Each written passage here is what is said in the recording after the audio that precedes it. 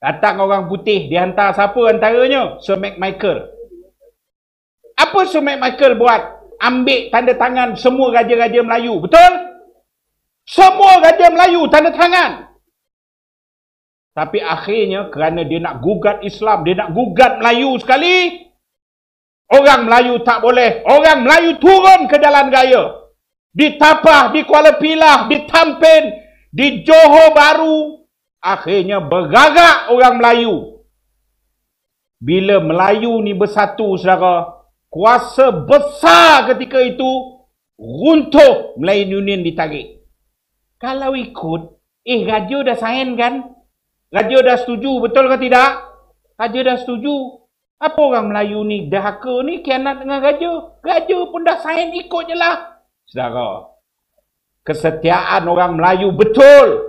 Sistem Raja-Raja Melayu naungan warisan khalifah kita.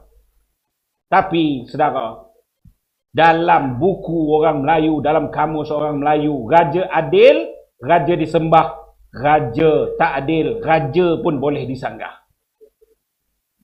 Kan itu kita buat kerana kita sayang sistem raja-raja Melayu. Saudara, bagi kepada raja saham. Contohnya Farhas. Kamu rompak, kamu samun, kamu tak tahu duit mana kamu beli saham. Bila kamu kena himpit, saya beli sebenarnya sebahagian daripada saham ni adalah milik Istana Kelantan. Ingat tak apa jawapan Farhas? Saudara, mereka sengaja bagi kepada raja saham itu, saham ini, lepas tu didedahkan kepada orang Melayu. Orang Melayu yang dalam keadaan susah, sedang struggle. Akhirnya dalam hati kita mula apa? Kita mula ada resah terhadap raja kita. Siapa dedahkan?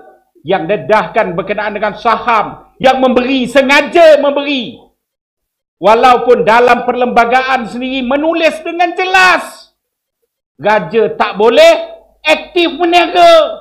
Bukan saya cakap, itu perlembagaan negara sebut.